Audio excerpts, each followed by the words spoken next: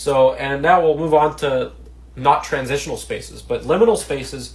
They don't necessarily have to be a transitional space. No, they don't. And this is where I think the definition of just anything transitional completely falls apart. The definition of liminality kind of gets more nuanced. And the definition of liminality clearly has to be something more than that, because at least with spaces, it's something more than that. Yeah. There's this element of nostalgia to it, or memory. There's this element of emptiness. There's this stuff that's more than just it being transitional, right? It's more, maybe the material isn't transitional, but your thinking pattern is, because you think of nostalgia, right? Like in your that feels like a stretch. I don't know. When you think of it, because when you see a space, let's pull up this space right here. Sure. How about this old McDonald's, there. right?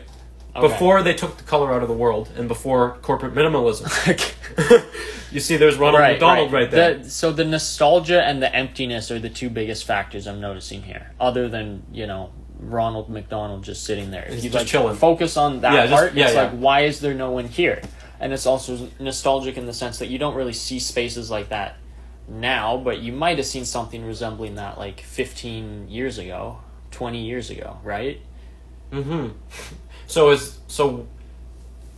when you think of that, it has like no transitional element to it. It's liminal based on its emptiness and its echoes of the past, nostalgia, yeah, and its lack of humanity, even though there is humanity. There is humanity, right? It's like this interesting setup of clearly it's a space made for humans, but there's no humans there. Exactly. Again, you have to ignore that section of the image to draw that conclusion. Yeah, well, it's like walking into an empty theater, or walking into an empty school, right? But there's supposed to be people there, but there's not. Yeah, an empty school is a very good example of that. Yeah, and I believe there is a good definition where I've seen somewhere where the person describes liminality or liminal spaces as, imagine your classroom, right? Filled with children reading books, playing, etc. Mm-hmm. Your teacher, helping them. It all makes sense. It all makes sense. Now come back when it's midnight, no one's there, lights are off. What do you feel? Or even better, lights are on. It's the middle of the day. And no one's there. No one's there. That's even more liminal. Yeah. In that sense. And it doesn't even have to be transitional. That's exactly. So that it gives a feeling of it's actually uncanny when you think of it. I think it ties into the concept of the uncanny valley really well. I don't know if you've heard what that is. I've heard of it, but I don't know much about it. So it's essentially just the idea that the most uncanny things exist as the things that are most closely resembling humans, but not quite. Like something that's just so completely different than the stuff we see in everyday life, not very uncanny. Mm-hmm. Perfectly normal human stuff, not very uncanny. But there's this dip as you get to stuff that's almost human, but not quite. There's like something slightly off. That's what we find the most terrifying. Yeah, and people exploit that whenever you're making like a horror movie or writing any kind of horror, essentially. Is the monsters that exist are often like vaguely human, right? But they're not fully human. It's less scary if it's just some strange, incomprehensible blob than if it's like an almost human creature. It's resembling something human-like, but it's not an actual human. Yeah. That's a very good point. Yeah. I think the same idea applies with liminal spaces. Yeah, well, think of it like they exist in this valley between like almost perfectly functional human spaces and completely random nonsense. Well, think of something... And the sort of almost humanness is what makes them so interesting. Exactly. Well, think of something like a furniture magazine, right? Right. This is not liminal at all when you think of it. Like, look at this. Like, that image right there. That's not liminal. That's not liminal. In the least bit. It makes sense. It's designed to be as habitable as possible, obviously. Yeah. They're trying to appeal to that. But it's not designed to have humans in it. So that makes it not liminal. But when you take... I see your point. Yeah. Because it's not designed for humans. It's just designed to look human, right? And so by the definition of not having humans in it, or at least that component of liminality, it should appear liminal, but it doesn't. Yes. Why is that? It's because it's not uncanny. Right? Versus... It's not in the uncanny valley. Versus something like this. An empty mall. Yeah. That's supposed to have humans in it. Supposed to have people. That's supposed to be a real space Yes. with humans in it. Yes. And it doesn't. Yeah. Why is that? No. Why is that? Exactly. Right? That's a very... And I've seen kind of these places, because when I went to Calgary a couple months ago, I was in a mall. Right. And I kind of felt this. There was like no one around. I was like, what is going on? It's odd, especially when you're in like spaces like malls or airports or large stores or something where it's just empty for some reason. Mm-hmm. Yeah, it feels slightly uneasy. It does. Absolutely. And I think it does relate to a lot of our nostalgia. Like, I want to relate this more to childhood as well. I mean, think of places you've been in as a kid, right? Like, name a place. Name any place. Just anything. My old house in Halifax. Right.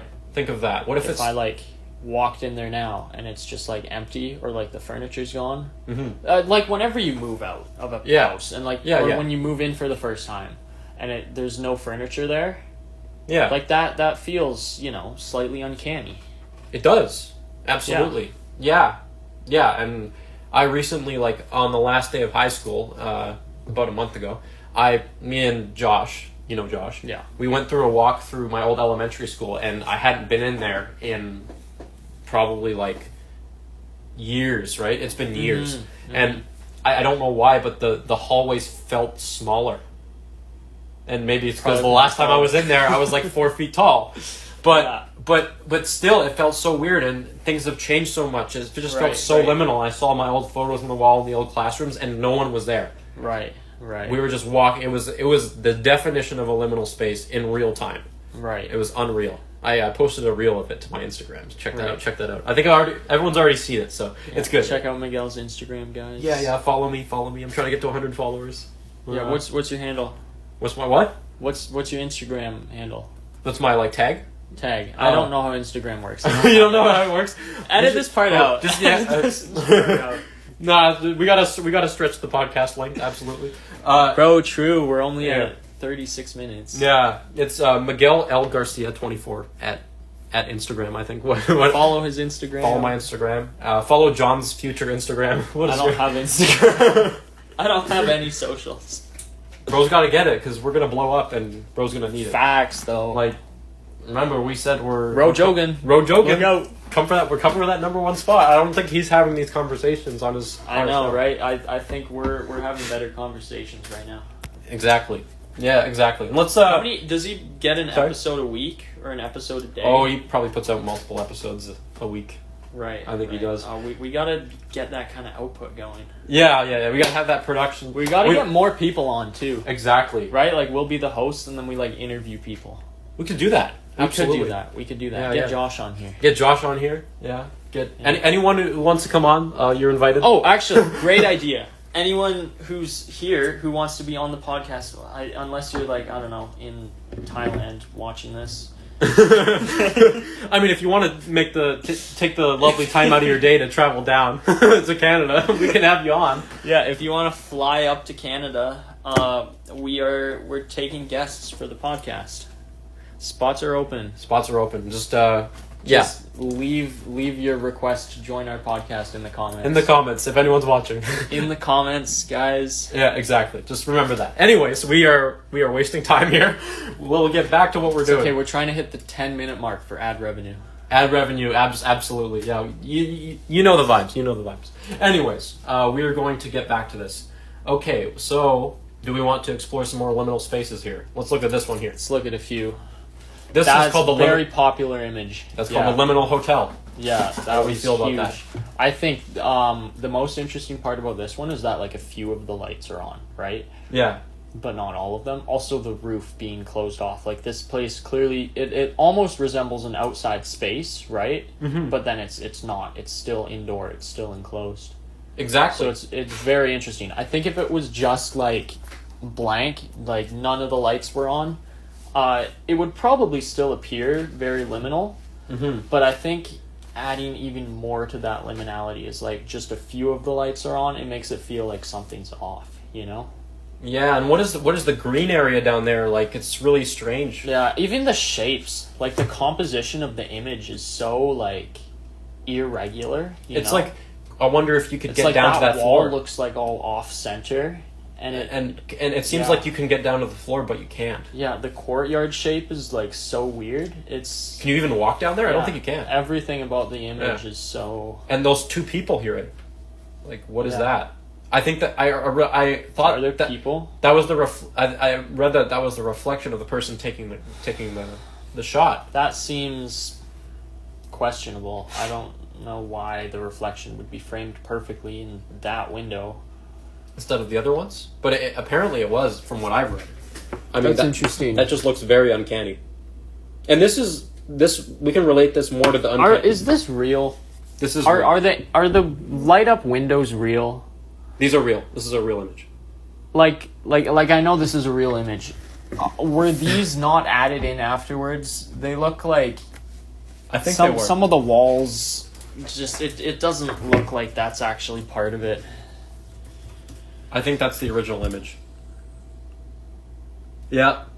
No, that one's blank. That one's blank. Oh, that's because all the. Let's pull up this one then. Oh yeah. This is a different image though. Oh no. It still has the reflection. It just doesn't have that light up. Like, let's compare the two. Put them both on the screen. Okay. Yeah. See that? Yeah. See how it? Yeah. That one makes more sense to me. I think what happened. This is my guess. Without looking too closely, I just walked away from it. Don't walk away from the mic. All right. This is my guess. I think that some of these images, like the bottom ones there, were added in afterwards as like images of other liminal spaces, and people thought it made the image look more, I don't know, creepy. Yeah. And obviously some of it, like the reflection there, is still there, so I guess that's legit. But I'm tempted to say some of that was added in afterwards. Regardless, it's a very like, this is definitely relates to the uncanny valley and liminality. Totally. It resembles a building, and it resembles a courtyard, and it resembles a walkway. Yeah. But there's stuff off about everything. There's like no connection. The courtyard's all weirdly shaped. Why is the roof like that? It's all abandoned. There's a roof over the whole thing. It's such a good image. Yeah, I would love to go visit there. That's a real place. And do you know where it is? Let's look it up. We'll do that for the fine folks listening to this. Okay. The Liminal Hotel location. See if I can find it. Okay, so. It's on London Airport Heathrow. Okay. Oh, it's in the London airport. That's so interesting. So if any of you it's in an airport. If any of you go to London, check out this place, 100%. And if I ever go there, I'm definitely checking out that place too. Unbelievable. That is a very, very cool image. Unbelievable. That is uncanny. I wonder if it still looks like that. It's entirely possible it was like renovated in the time since, or even like just straight up taken down. I believe it does. Yeah, and that's unbelievable. That's a really good image. I think that really I think that is the best image to demonstrate uncanny valley. It might be. Yeah. Maybe not uncanny valley, but definitely just the concept of liminality. Because there's so many different components of liminality going on in that image. Mm-hmm. Like the transitional space. Yeah. The almost human, the emptiness, the almost like the nostalgia component too. Yeah. I think those are like the four biggest compositional elements that make up like a liminal image. Yeah. Exactly. Yeah. And I think something like, let's pull up another image. Just this will be the last image, and then we'll move on back to the concept a little bit more. Sure. So, this image right here, if anyone want to look on the screen, what does this give off? Yeah, this one, I don't know. It seems kind of creepy. It kind of is, because like it's kind of. I think this one's trying to play off like the nostalgia of being a child, like right? It's like one of those little play places that were like everywhere when you were a kid, in like a mall or something. and it's just forgotten. No one's going there. It's just like empty now, right? So it's like that emptiness, the lack of human space, and also the nostalgia. I think that's what makes it liminal. But it also might just be like, I don't know, a lot of like kids stuff and kids cartoons have become like sensationally horror themed. Yeah. And I don't know how much of the image is playing up to that side of things as well, because I don't think that's true liminality. I think that's just playing off of a trend. Right? Yeah, this is true liminality right here. Yeah. Because liminal. Okay, I want to clarify. Liminality is not horror. Liminal spaces are not supposed to be horror. No, they're supposed to be transitional spaces or spaces that make you feel uncanny or off. Mm-hmm. That is basically the definition of a liminal space. That's real life liminality, and as we see, because we all feel nostalgia. Like when we think of back to our childhoods and going to school, we might see an image like this, and even though we might not have been in this specific space, we still feel ourselves there. Right. We still feel ourselves like we've been there before. And I believe it's called, this, right? I don't know how to pronounce it. Anemoia, I think? Yeah. It's nostalgia for a time you've never actually experienced. So that's kind of liminal in the sense, I guess you could say. Right. So if we look at that, how does that relate to the broader concept of liminality? Let's dive into that for a little bit. The concept of anemoia? Yeah. How does that relate to liminality? Yeah. In a deeper way. That one's interesting. Because a lot of people talk about how liminal spaces play off of like nostalgia, right? Yeah. But a lot of people obviously have also felt like describe that feeling of nostalgia for these spaces when they've never been there, right? Right.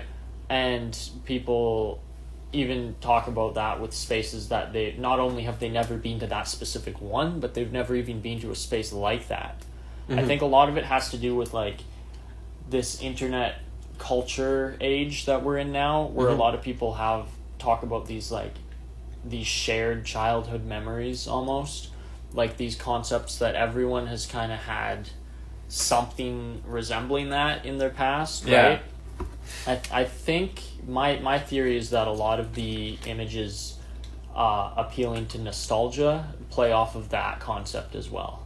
That it's like, even if you've never been here, you know, like, this is a thing that people feel nostalgia about, and you're compelled to feel nostalgia in the same way. And we can also relate this to, like, corporate minimalism and how societies have changed so much, right? How businesses have taken a lot of the color out of their product. I mean, that's just the argument of nostalgia, right? Like, people feel like that for these times and these spaces when things were a different way, obviously. Mm-hmm. And if you want to dive into corporate minimalism, I mean, that's a good example of how things have changed over the last, 10, 15 years, right? Yeah, I think images like, let's bring up the McDonald's image one more time. This is an image of the remnants of old capitalism, in the sense, when you think of it.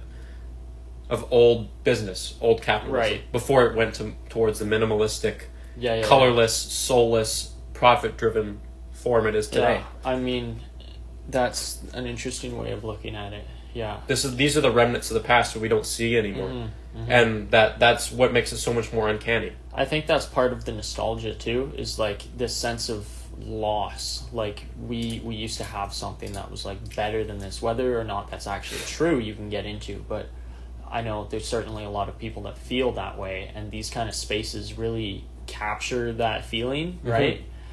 When you look at a McDonald's or a play place or that, and you think of like, times were so much better then, right? Mm-hmm. It's like that capturing your nostalgia, right? Exactly. When you think of it, it's like the transitional stage between that state and the current state that you're in. How did it go wrong, or how did it transition? That's also a liminal nature as well, when you think of it, right? Right. That's interesting. Yeah, like, how did things change, right? Mm-hmm. I guess maybe people just grew up. I guess maybe things didn't change. Maybe this image specifically, maybe that didn't change. Maybe it's just you grew up. You know? Right. That was the transition stage. Yeah. Right. It had that's nostalgia, right? Yeah.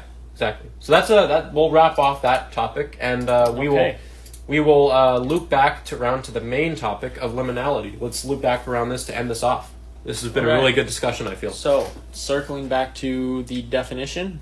Yes, so we'll go with that, and then we'll wrap it up here. So how would you define liminality now, with everything that we've looked over? And we've reviewed and we've learned. Mm-hmm. I feel that in the material world, liminality does not pose a threat on reality. Of course, we can both agree on that. Mm-hmm. In the philosophical world, it definitely poses an antithesis to the concept of reality, but it doesn't necessarily break it now, until we better understand it. I see it as what you said. It's two specific points, and then there's the transition stage between it. That is the liminality. It's not necessarily, take the arrow paradox, for example. Every stage the arrow is going through, right? Yeah. So that is how I view it. I feel it. I think my views on liminality have gotten more nuanced now. I feel like I can now apply it to more specific instances. Mm-hmm. But I still hold that question. How does liminality challenge the idea of reality, since reality is in a constant flux, right? So you could argue that we're in a constant flux of liminality. Right. So I suppose that's where our definitions differ, because I don't define it as just any transitional state, right? I would say it specifically applies to, certain images, certain emotions, certain phases in life where there's this right combination of like nostalgia, transition, emptiness, and that sort of plays up into this whole uncanny valley, right? And you can sort of see a liminal aspect to that. Yeah. I'm not sure I'm willing to entertain it as a philosophical idea as much as it's just a very interesting descriptor of certain things in life and in reality, right? Mm-hmm. But I don't think it poses the same type of philosophical questions that I think you do, because I believe most of those questions are questions not for their liminality, but for the underlying premises and philosophical things that they raise. Yeah, and I think we can both agree on something. I think liminality is a very good concept that can be brought into more philosophical discussions. Yeah, it's very interesting for sure. And I think when we look at our culture and we look at the trend of liminal spaces, stuff like that, isn't that a really good sign for humanity in a sense? That maybe people are starting to think more about these things in the mainstream? Maybe. Maybe. I think there's probably better examples of trends like that. Mostly because the whole liminal spaces trend has kind of died out. In that sense. In a sense. But it's very interesting to think about how that, how did that capture so many people for so long, right? Like that was a big thing for a while there. It wasn't just it was a viral trend. Like everyone was talking about liminal spaces. The back rooms, level 865. Yeah. And I think we also covered the back rooms very well. So you now understand that it's actually a really good concept when you think of it. When you remove all the entities and you remove all the other noise, it's very interesting. Yeah, and all the memes and all the random stuff people put in there. The core premise was it could have been something. It could have. It could have been something, but it wasn't because of it memes. Could have been something, but now it's probably nothing. But we can still talk about it. That's right. We got the best podcast going on. Best podcast. Okay. I guess that's about it. I mean, I guess so. I guess that's pretty much it. Okay, guys. Make sure like and subscribe. Follow for more notifications. And we'll hit you with another topic. I'm thinking the next topic could be on black holes. Do we live in a black hole? Black holes could be very interesting. Do we live in a black hole? Do you want to see that? Maybe comment if you want to see that. Not nearly as interesting a question, but black holes. Black holes in general. Good topic. And if you guys have any ideas for topics of conversation, please leave them down in the comments below. We'd love to hear more ideas. They could be scientific, they could be philosophical, they could be political, literally anything. We talk about, not, when we say 2001 A Space Podcast, we're talking about everything within space-time. We need to change it? No. Well, we'll consider it. Drop some names if you want us to change the name, but if you want us to keep it, also drop Leave a like if you want us to change the name. Leave another like if you want us to keep it. Okay. Yeah, that sounds good. Okay. Yeah, people, you can leave 2 likes. You know that, right? Yeah. Yeah, just hop on the alt account. This doesn't have to be in the... We can cut the recording before this. We can cut which one? This doesn't need to be recorded. we can, okay. We can cut the recording back where it said, like, subscribe, and whatever. We could do that. Or we could just keep it because it's funny. Alright. Alright, so that is it for the episode of Liminality. And stay safe in the back rooms. Subscribe. Level 867. Alright, goodbye.